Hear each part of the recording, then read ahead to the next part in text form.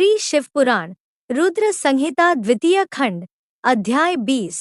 भगवान शिव का कैलाश पर्वत पर गमन तथा सृष्टि खंड का उपसंहार। ब्रह्मा जी कहते हैं, नारद मुने, कुबेर के तपोबल से भगवान शिव का जिस प्रकार पर्वत श्रेष्ठ कैलाश पर शुभागमन हुआ, वह प्रसंग सुनो। कुबेर को वर देने वाले विश्वेश्वर शिव जब उन्हें निधिपति होने का वर देकर अपने स्थान को चले गए, तब उन्होंने मन ही मन इस प्रकार विचार किया, ब्रह्मा जी के ललाट से जिनका प्रादुर्भाव हुआ है तथा जो प्रलय का कार्य संभालते हैं, वे रुद्र मेरे पूर्ण स्वरूप है।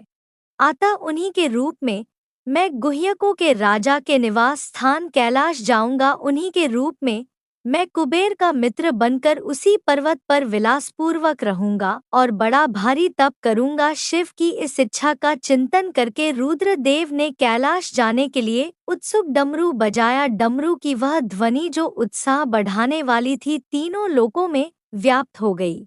उसका विचित्र एवं गंभीर शब्द आवाहन की गति से युक्त था, अर्थात सुनने वालों को अपने पास आने की प्रेरणा दे रहा था। इस ध्वनि को सुनकर मैं, विष्णु, सभी देवता, ऋषि, मूर्तिमान, आगम और निगम सीधे वहां आ पहुंचे। देवता और असुर आदि सब लोग बड़े उत्साह में भरकर वहां आए। भगवान शिव के सभी पार्षद तथा सर्व लोग वंदिते गणपाल भी जहां कहीं थे, वहां से आ गए। इतना कहकर ब्रह्मा जी ने वहां आए हुए गणपालों का नामोल्लेख पूर्वक विस्तृत परिचय दिया। फिर कहना आरंभ किया। वे बोले, वहां असंख्य महाबली गणपाल पधारे। वे सब के सब सहस्त्र भुजाओं से युक्त थे और मस्तक पर जटा का ही मुकुट धारण किए हुए थे। सभी चंद्रचूड़, त्रिलोचन और नीलकंठ थे। हार, कुंडल, केयूर तथा मुकुट आदि से अलंकृत थे। वे मेरे व विष्णु तथा इंद्र के समान तेजस्वी जान पड़ते थे।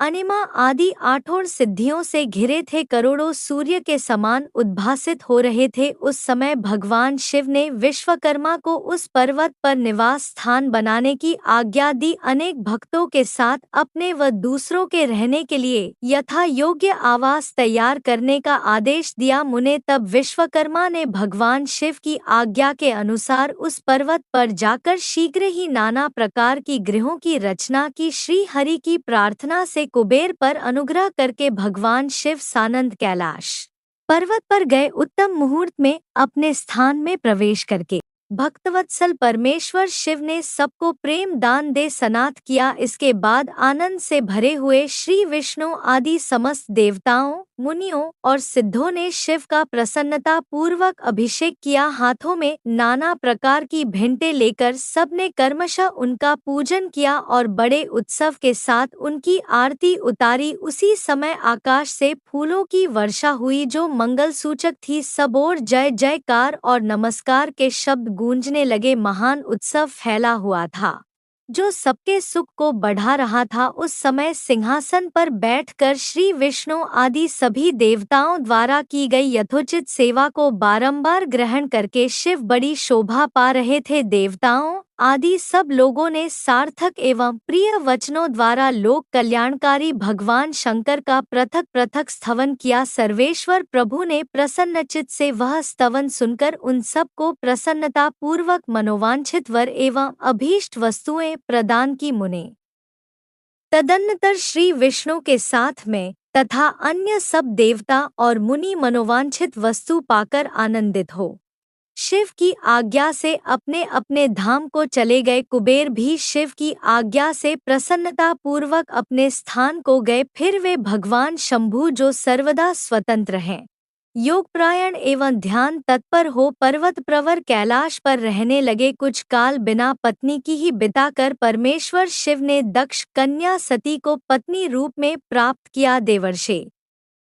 फिर वे महेश्वर दक्ष कुमारी सती के साथ विहार करने लगे और लोकाचार परायण हो सुख का अनुभव करने लगे। मुनेश्वर, इस प्रकार तुमसे यह रुद्र के अवतार का वर्णन किया है और साथ ही उनके कैलाश आगमन व कुबेर के साथ में मैत्री का भी प्रसंग सुनाया है। कैलाश के अंतर्गत होने वाली उनकी ज्ञानवर्धक लीला का भी वर्णन किया जो लोक और परलोक में सदा संपूर्ण मनोवांछित फलों को देने वाली है। जो एकाग्र चित्त हो इस कथा को सुनता या पढ़ता है वह इस लोक में भोग पाकर परलोक में मोक्ष प्राप्ति करता है। रुद्र संहिता का सृष्टि खंड समाप्त। शिव पुराण का रुद्र संहिता का सृष्टि खंड का 20वां अध्याय समाप्त हुआ। आगे का भाग सुनने के लिए please like share subscribe and press the bell icon. Thank you for watching.